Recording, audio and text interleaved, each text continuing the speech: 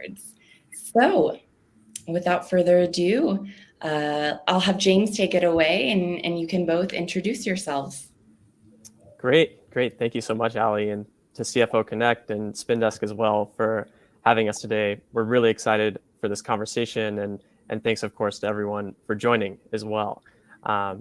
So today we're going to talk a little bit about how finance teams can enable key business decisions and how you really level up your strategic finance function at hypergrowth startups. Kata and I have really been looking forward to this, and I think we can shed light on to a few very strategic areas based on our backgrounds. As a short background on myself and IVP, I'm currently a partner at IVP. We're an early growth venture capital firm investing across the US and Europe. We've backed companies like Snapchat, Twitter, Datadog, CrowdStrike, HashiCorp in the US, and have also been very active in the European startup community with companies like Wise, Klarna, UiPath, and of course, Aiven, where Kata joins us from today. Aiven was actually the first investment I worked on at IVP back in 2019 when we led the company's $40 million Series B. They have grown quite significantly since then. And last year, actually raised a $210 million Series D at over a $3 billion valuation. In terms of my personal background in finance organizations, I was the first strategic finance hire at Canva and got to spend a year in Sydney working on projects across fundraising, payments, pricing, M&A. And I also work with a fair number of CFO tooling projects here at IVP, companies like Pigment, which actually just announced their Series C this morning. So that was fun news to see. And also a company called TaxBit that does digital asset tax compliance. But with that, I'll open it up to Kata to give her quick background. She's the real star in the room today and definitely the expert in the finance organization.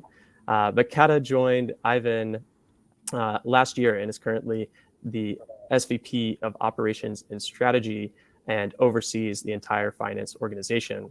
But with that, I'll hand it over to her and would love to hear your quick background. Thank you, James. And I'm super excited to be here. And it was also exciting to see how many people we have here today and globally all around the world. So amazing. A little bit about my background. I don't have necessarily most traditional finance leader background. I worked around 10 years in law firms, corporate law here in Helsinki, mainly for a moment also in the US. But I joined a smaller startup scale-up company 2016 called Smartly.io as a general counsel, building legal team. But over the years, my role expanded, and at some point I took over people operations, and I acted as a chief people officer for a few years. And last year I joined Aiven, where I was focusing fully on strategy and operations. And I have like corporate development, sustainability, communication, some operational stuff under me. And since the beginning of January, I've been also looking after our whole finance and legal organization. So it's been exciting journey, but from the finance perspective, I'm actually pretty new on the field. Absolutely. And I think that's actually a really interesting part of the story today is the fact that you have worked in law, worked as a general counsel, and also in people organizations before coming to maybe the more finance world. What do you think are some of the takeaways from those prior experiences that you've brought to your time at Aiven? Yeah, good question. I think everything starts from understanding the vision and strategy of the company. In the fast-growing company, there is always something to do. Every day, something comes up. But to be able to focus and prioritizing on those things that moves the needle is crucial when you are leading yourself, but when you are leading teams also. So understanding the big picture where the company is going helps you a lot. And this actually helps in many different roles, I would say. Also collaborating and being humble in that sense that there are a lot of smart people in different functions, and collaborating with each other, you can learn every day something new. So I at least find it very exciting and also very helpful in my daily work. From the people work, I would say maybe the biggest learning is that it's important to embrace people's strengths, and rather than always focusing on those areas that need development. I mean, like finding sweet spots where people can really grow and do great work and embrace that part. Then also giving people the freedom to try new things, even fail, it's fine. As long as you learn, it's part of the journey. So that's at least something that I always try to do in my teams and empower people around me. But maybe the one of the biggest learnings, and my last point, is that accepting the change. When you are operating in a fast-growing tech companies, you know that those are evolving fast, and you need to be able to actually accept and embrace the change, see opportunities, and also develop yourself, but also your teams. Maybe even practical example of this was that I was originally leading a legal team. I was absolutely interested in about the business part and other teams too, but I definitely identified myself as a lawyer. And when company needed me to take over people team, because company's focus has changed, we saw that there are a lot of things that we can do better on a people side. People are super important. It was a big decision to me to kind of leave the legal and fully focus on people work. But when I'm looking back, I think it was the best decision ever when I like really jumped out of the box when environment changed. And after that, I'm again now working with legal. Legal is part of the finance, so it's coming on my way every now and then. But I would say like accept the change and see opportunities there. And that's something that I have definitely learned. Absolutely. I think that adaptability goes a long way as an executive, and I can confirm that the rest of the management team has said that you've been very adaptable as the role has grown at Aiven for you over the last year. And maybe with that, what drove you to join Aiven last year, and has it lived up to your expectations? Yeah, I think it started from the great product. Like I see the value that we are providing to our customers. We put a lot of efforts on development, product development, and engineering side, so that we are very proud of the product that we are doing, but we are also always thinking about like customer first and how we can help our customers. Another part was strong company culture, and also the ambition of the leadership team to really do things better than yesterday and think big, also globally. We are here in small country, Finland. Our HQ is here in Helsinki, but we have huge global spread among our customers, but also our employees. We have employees in more than 20 countries, and we have at the moment around 15 subsidiaries. So it's pretty global spread, and we have very diverse team, and it's one great company. But how about you James?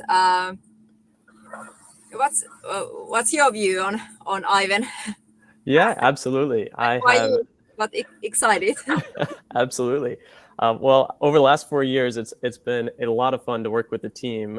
But back in 2019, when we were first learning about Aiven, it was a bit of an under the radar company, if I'm honest. We first met with Ascari, I think early in 2019, before investing right at the end of the year. And we're always impressed by, like you said, the technical talent and the product at the company. And when we spoke with customers, just the customer love that they had for Aiven and the value it was providing for them really made it quite easy to get to conviction in terms of making an investment. But I guess for those on the call who don't know, Aiven offers managed databases as a service. And so if you need to host an open source database, Aiven is an all-in-one solution and will completely manage that for you, which is a huge benefit to engineering teams that do not want to spend their time focused on database infrastructure and want to spend their time focused on building software.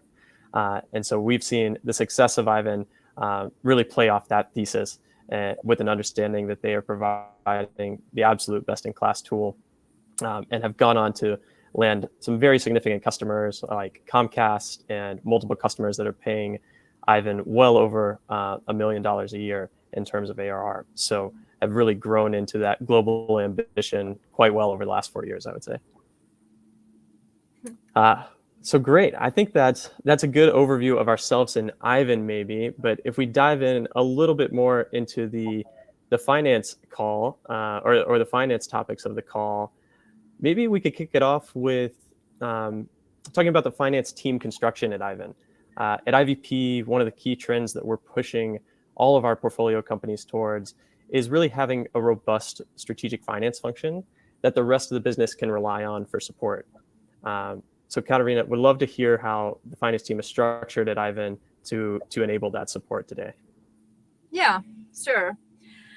Yeah, company has absolutely grown fast, and we almost doubled our size last year, like headcount wise. We have at the moment almost 450 Aiveners globally. So at the same time, we have also strengthened our finance team to be able to be that strategic partner, business partner for our teams and leadership and even to board. We have grown in many fronts, but nowadays we have like core finance and controlling team, FP&A team, central analytics team, legal and revenue ops under the finance umbrella.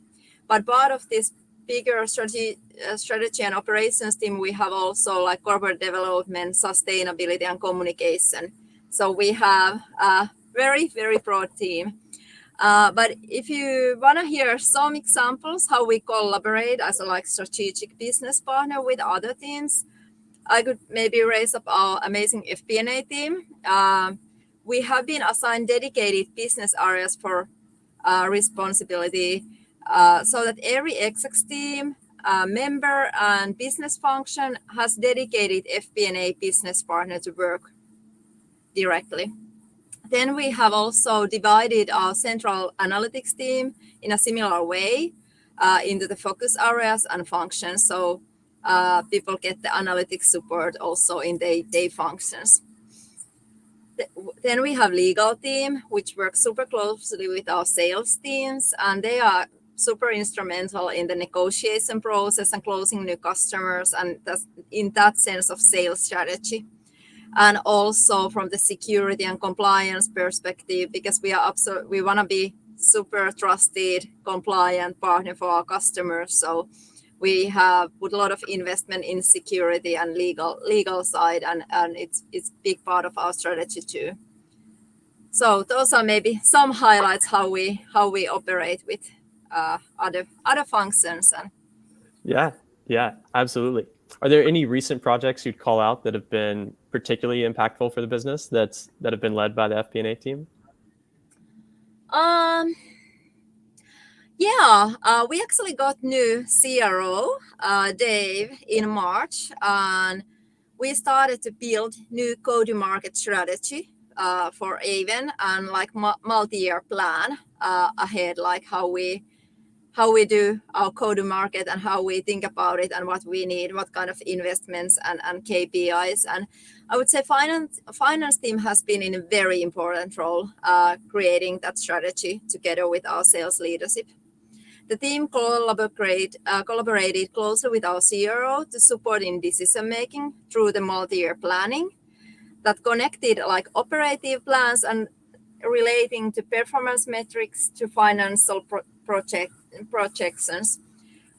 This helped the company to calibrate and validate the strategy and take decision on our future direction and see significant investment attached to it too. But I would say, I think that was very good what we did during the past months together with sales. But work does not end when the strategic decision is made. It continues through monitoring lagging and leading indicators to ensure that we track our performance both through operative, but also financial metrics and performance. And that actually, when we are doing that actively, that monitoring actively, that this ensures that we are able to take actions to course correct if needed. But also, if we see that something is working well, we can put more investments in. So our finance team is like really setting those KPIs and metrics together and doing actively monitoring together with our sales leadership. Yeah, absolutely. And I think one of the very interesting parts of Aiven's business is you do have the very large contract sizes that I mentioned earlier and some very significant customers, but the origins of the business were actually more product-led growth and customers starting off with either trial usage or smaller usage and then growing substantially over time. What do you think are, from a finance organization perspective, what do you think are the pros and cons of having both a PLG motion and a sales motion? And how do those two really overlap at Aiven today? Yeah, broad question. That's true. PLG motion has been like very much core what we do at Aiven since the beginning. We have always wanted to make developers' lives easier, and we've been really focusing on that developer relationship and building the product in a way that it adds value. But now we have been also focusing a little bit more to bigger customers because we actually see that with our platform solution, we have 11 products already that we can actually help also bigger customers and go after those maybe bigger whales. And that means that our strategy is at the moment divided to PLG motion and to enterprise strategy. And I think we need absolutely both of those. But it demands that we are very focused on those things. We have divided our responsibilities, and it's clear to everyone. But from the finance team perspective, I think it's around the KPIs. Finance team monitors KPIs to understand the impact from different streams that we have. We also plan revenue by different streams. Sometimes the distinction is not explicitly clear, given that some customers have started, as you said, through the self-service trials, but grown to managed by sales. So segmentation can be fluid, but our finance team is very close to that. It is still important to understand metrics around source and influence to balance the investment, I would say. Finance team role is to bring relevant insights into the discussion and calibrate the level of investment together with the marketing and sales teams. And it's not like 100% exact science and accuracy. It's also more like ensuring that the relevant discussions take place around these motions. Then also, like, we have a little bit different kind of KPIs for these motions. On the sales side, it's more like traditional sales KPIs and enterprise strategy. But on the PLG side, it's also like brand awareness. We are monitoring the user count. We have KPIs around that. So it's a bit different, but I would say it's working pretty nicely as long as we are super clear what we try to achieve in both of these motions. Yes, absolutely. I can confirm a very efficient motion with a lot of the top of funnel coming from the product-led growth and then converting those to some of those whale contracts over time has been really, really exciting to see, especially over the last couple of years as the product has continued to mature in combination with the marketing and go-to-market organizations maturing as well. But I think one thing to call out there was around KPIs and data.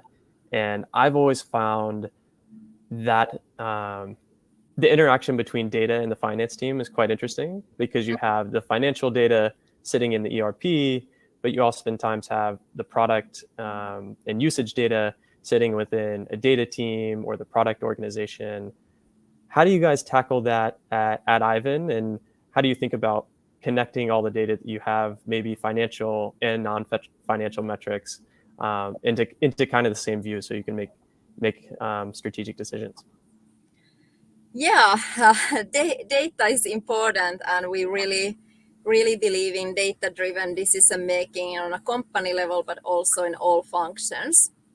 At Aiven, we actually have like central analytics team, which is part of our finance team, under the same umbrella as FP&A.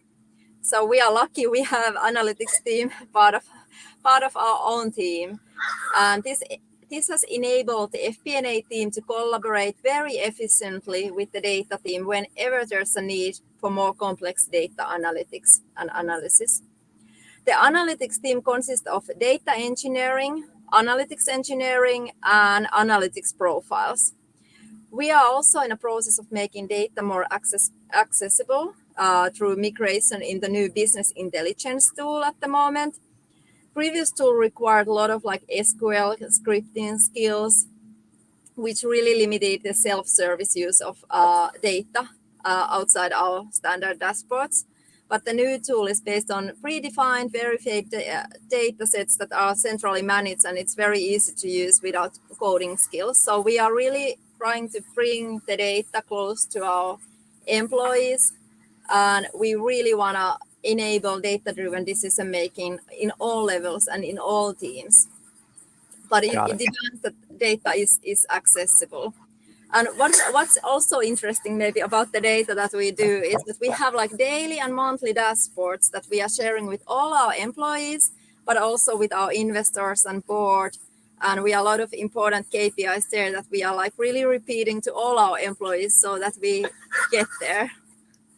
I will confirm, as an investor, I do check out the dashboards. They're quite detailed, so I think the finance team should be very impressed. But I think coming out of this webinar, it will be a new topic for a lot of folks in the audience to hear, kind of having that data organization sit within finance. But I do think it makes a big difference. One of the conversations we often had at Canva when I was on the strategic finance team there was, are the product analytics team and the finance team and decision makers on both sides chatting enough and making sure that we're collaborating. So I think having that kind of all within one group of people really makes a lot of sense. Yeah. What's your like experience from other portfolio companies? Is this like common way to do it, like having central team part of the finance, or is it like? I think in some ways it's quite rare to have it as a central part of the finance team.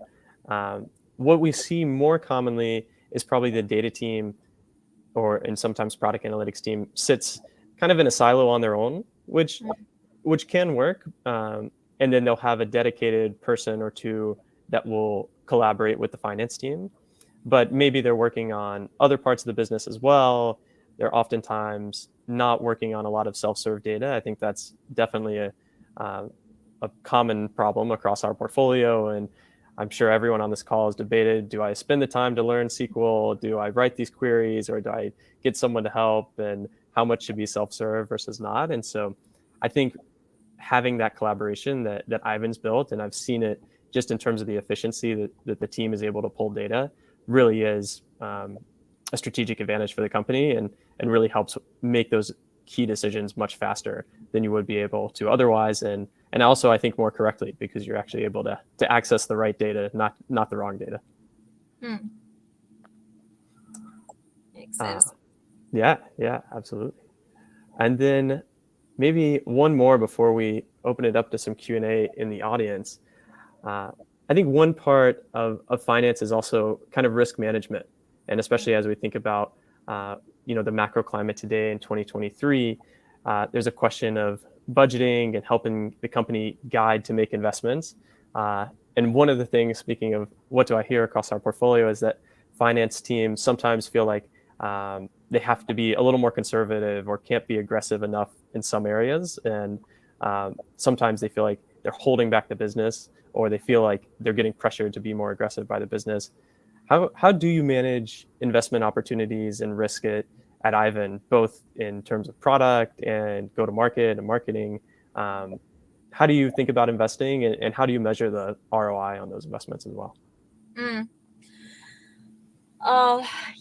are a lot of different kind of investments that we are doing, and companies moving fast. So it's also important to to be able to measure the success and have those success metrics in place. I would say our KPI framework is key here. We have like company level KPIs, function level KPIs that we are monitoring super actively, but then we also put KPIs to investments. Monitoring only financial performance is not enough, I would say. It has to be complemented with the following also operational metrics that are connected to our investment areas. In addition, having regular cadence for financial planning ensures that we check our course and take actions to course correct when needed. So we are doing planning at the moment on a quarterly basis. And when it comes to taking risks, I would say that finance is eager to take calibrated and assessed risks when we know what we are doing and how to measure it. So the key is to have both financial and operational metrics in place, and then follow up those together with whether it's product, whether it's sales or marketing. And especially with the investment that are longer term, longer horizon, the key is to also cater for longer horizon in the planning phase and have leading indicators to enable early course correction if needed. So it's good to have those like milestones there, how to measure are we going to the right direction. Absolutely. Yeah. And I would say one example is the go-to-market strategy that I mentioned earlier. It was pretty extensive modeling exercise for our team and put those operational levers also in the plan. But now when we are monitoring it, it's actually easier when we did the good background work before we roll it out. Yeah. And maybe one follow-up to that before we open up the Q&A would just be around, I think, and I've heard from the execs at Aiven that one of the strongest aspects that you've brought to the company is kind of centralized view of strategy for the company and getting everyone on the same page of what the goals are. And I think that's also so important as you think about where you can lean into investment and lean into risk in the business. Obviously, that's super important as we think about the startups that we're all working with on a day-to-day basis. You do want to continue on that hyper-growth trajectory. So how do you figure out where you can make those investments to keep growth going is very important. What do you think was your superpower in coming up with the strategy and vision for Aiven? Was that something you had experience in before, or was that a new kind of role for you at Aiven? Yes, I've been working around strategy and goal setting in my previous roles too. But I think we have a lot of innovative people, and we absolutely did like goal setting, and we had the mission and vision there, but we didn't have like centralized view on that. So it was a little bit different when you went to speak with other people. And in the beginning, when I joined the company, I really wanted to understand the business model well, what we are doing, what's the value at, how our different functions work together, what's working, and also kind of like what's not. And I learned pretty quickly that what we need a little bit more is clarity, like where we are going, the big picture. And we created like strategy frame, starting from clarifying the vision, then having like ambition, long-term targets, and then we roll it out like whole new company level goal setting frame that we are also now monitoring actively. So I think that was like something that people took super well, and people really made those goals, and now we are just learning and adapting that during the way. But yeah, I had some experience from my previous jobs, but this was more like I didn't come in as a plan that I want to create a totally new strategy frame and goal setting frame. But when I was listening people, I thought that that's maybe something that company needs, and we can make like big impact by clarifying it. And I think it was good thing to do. Yes, I absolutely think it was a great thing to do. And we across our portfolio, we're seeing it more and more common to have that strategy on a page and making it so everyone is, talking in the same language and going after the same goals in the same way has been very helpful. So I think you were smart to put that together at Aiven. Thanks. Thank you both. That was a really interesting discussion. We are going to turn it over to Q&A now, just because time is quickly running out. And we have a lot of questions from the audience. So for everyone in the audience, if you haven't asked a question yet, you can go to the questions tab at the bottom right-hand side of your screen. And you can also upvote for the questions that you think are most interesting, but we are going to try to get through all of them. And before we start running through these, we actually have a question for the audience. So we would like to know, what teams or functions do you work with on a regular basis? And you can select multiple options. So it looks like we've got customer success, engineering, legal, marketing, people, product, sales.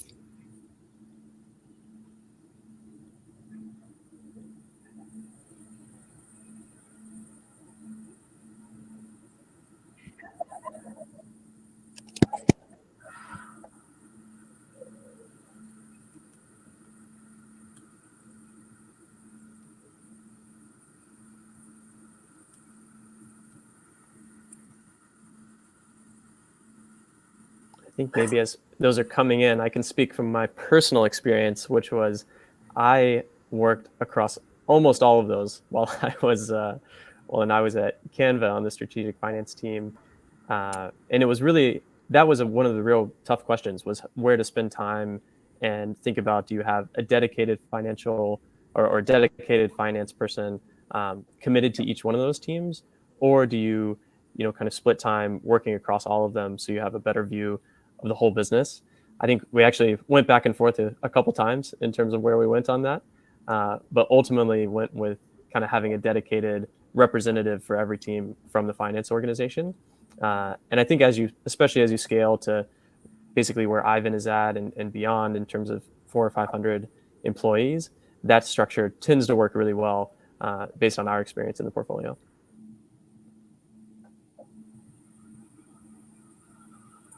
Lovely. And so this poll is in the polls tab. And these are interesting results. Can you see them, James and Katariina? People are pretty involved, and looks like engineering has the least amount of crossover. That would be accurate based on my experience as well. All right. Well, thank you everyone for participating. Let's take a look at these questions. We've got one from Florent with 9 votes. How many people do you have in each sub-team, FP&A, etc., of the finance team? Yeah.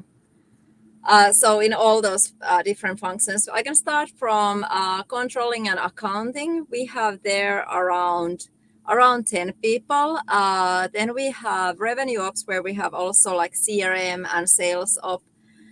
We have there around 7 people. FP&A team and analytics is also around 10 people. Legal is around 5 people. And then we have like 2 people in corporate development, 1 person in sustainability, 2 people in communication, and 2 EAs. What about James? What's your experience usually like similar sizes of companies? I feel like the biggest thing that I talk to CFOs about is, do they have enough people? Because I think oftentimes the finance organizations tend to want to run lean and oftentimes do run very lean. And because it is not a revenue generating function at a business, it's easy to think that you can get by with less. But I'm actually telling a lot of the CFOs in our portfolio, make sure you hire what you need and are not burning people out, but also so you can spend the time on those projects that make a difference. Especially as a company scales, you do want to invest a little bit ahead of growth when possible. And so that's probably the biggest advice that I end up giving on the personnel side. It's a great transition to our next question from Siobhan. So finance is not a revenue generating team. So what key actions and steps would you recommend be taken to help the wider business see finance as a strategic partner rather than a back office function? Really good question. No, I think that's good and fair question too. I would go back to really understanding the business, like not even considering yourself as a back office, considering you that you are part of the company which will try to achieve the vision. And I think it has worked pretty well that we have these dedicated business partners in FP&A team. They are actually going to business like product meetings. They are going to sales meetings. They know what's the strategy of these functions. And I think like, for example, our sales leader, he loves our FP&A team. Like the value add is huge, but it demands also a little bit extra efforts from your side and from your teams. Like you need to go inside those business critical meetings but it also demands the atmosphere and environment from the company, that company is open, and it's not always case of that. But then when you really understand the business side of the things too, you can add value in every discussion, and eventually they will also see the value. And same goes, I would say, like from the legal perspective, which is usually part of the finance, like it's important role in the negotiation process. But also there, how I felt back in the days is that, again, understanding the business well, and also educate salespeople, train them so that they can also do things themselves and empower others, and know when you need to say no, but also be flexible finding solutions, because you are not actually back office, you are part of the bigger picture, and everyone can actually help with the revenue. If you really think about the role, you can track it down there. What about James? Any thoughts additional? No, I think that's right. As if you think about it from a very high level, maybe other than the CEO, the finance organization is actually across the entire business, probably more than anyone else.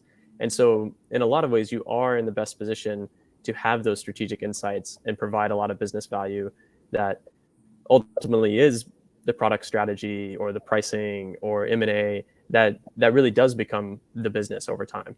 And so I actually think the finance org, especially as you think about the trend of finance becoming more strategic over time, is actually quite an empowered position. And I think that trend is only continuing. Lovely, thank you. Our next question is from Ashin. What leading KPIs do you look at? Good question, and I would also love to hear James's experience, because you are also looking many portfolio companies. But maybe like we have company level. If I'm talking about like company level, we just went this through in the execs team on Monday. We are looking like ARR, NRR, revenue per employee, rule of 40, like pretty standard user count. That's important PLG point of view. But we have kept it pretty simple, like that, what we really want to look at. And then we go to functions, and we actually went through during our budgeting round. Our financial year is funny, it's starting in April, so we had a budgeting round in March. So when we made those budgets, we actually with FP&A, we defined KPIs, leading KPIs for each function, so that we can also monitor that how they are going against the budget. And then we have like employee engagement, product side time to live. It really varies. On compliance side, we have huge amount of those key KPIs, and sales side it's pretty standard. We have kind of divided in a way that we have this company level, and then we have functional level, and we are monitoring each of those. Yeah, and I think that's really smart as a consumer of a lot of that data. It makes it much easier when it is segmented in that way. And the only thing I would add on is, especially as you think about product-led growth businesses and product-led plus sales with businesses, just being able to fully articulate and understand the funnel of the business. And so are you a free trial and then conversion to paid? What does that conversion look like? What are the different levers that you can pull to increase trials or increase conversion?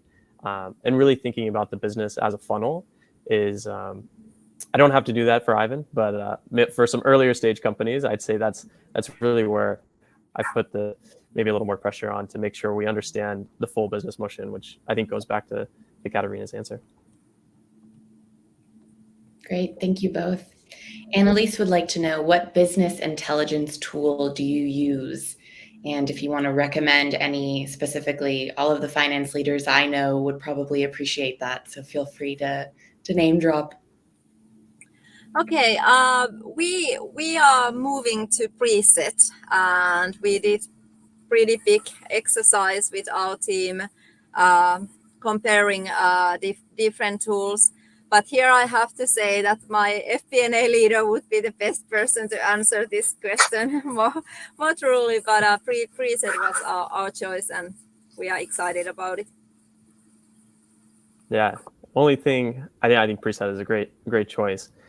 I have experience with Amplitude on the product analytics side, and both of my answers will be IVP portfolio companies, so take them with a grain of salt. But I was a daily active user of Amplitude when I was at Canva, so even before I joined IVP, and really always found that tool extremely useful, especially for product-led growth businesses. And then also have a personal affinity for Pigment in our portfolio, which I mentioned at the top in terms of an FP&A tool. Really bringing a modern view to an enterprise planning solution with all the features you would expect of an enterprise tool, but with the ease of use of a Figma or a Slack or one of these amazing product-led growth, very friendly user tools. Thank you. Yeah, and congrats to Pigment for their raise as well. Yeah. Next question is from Pablo. What are the routines between FP&A and the business? Routines. This close collaboration, as I mentioned, we have these dedicated business partners for each function. So they go to those weekly meetings. We are doing forecasting quarterly basis. We are going pretty deep with the business to be able to forecast, but also budgeting and monitoring those KPIs. But then there is also this close collaboration with CRO, like go-to-market leader and our FP&A leader, who are really building the plans together. So it's actually partnership even, I would say. And routines, I would say that these meeting and processes and KPI frameworks that they have put together, and then they are monitoring those. And we are also bringing these things to our execs team discussion. Yeah. That's about it. What about James? Anything like? Honestly, I don't know if I have enough experience to comment on that one, so I'll take a pass. But I'll dive in on the next one. Well, unfortunately, we are quickly running out of time. Let's just answer one last question. It's from Maxime. What is the main challenge that you are faced with today when it comes to enabling other business functions?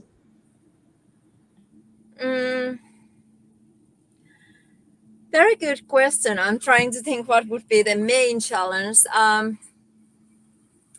I think it always comes down to communication. Like I think we try to do it well. We have these routines, that we have these recurring meetings and whatnot, but still sometimes it's like the finance team doesn't hear some plans, or business doesn't hear about our decisions or direction. So that's something that we are working actively. We try to communicate, be super clear, but I would say it's still something that I'm struggling every now and then, that you need to be able to transfer the information and communicate clearly. So, but we are like, we know it's important, so we try to do it better. But if I'm thinking about the like, if any issues, it usually comes down to somebody who should have known didn't know. I'd say that is absolutely not a problem that is specific to Aiven. It's tough as your organization growing so quickly, and headcount is on all these different functions is starting to grow. You go from a team where everyone knew each other to where now not everyone knows each other, at least not on a first name basis. And so I think that communication is important, and as much mingling as you can do across the entire business, I think is great in terms of organizational structure and making sure that everyone does have that communication, but also very good for career and making sure you understand the different functions of the business and have a network outside of the finance org as well has been something I've really cherished over the last few years, being able to reach out to people for questions and help. Lovely. Yes, communication. That is a perfect note to end our webinar on. Thank you so much, Katariina and James.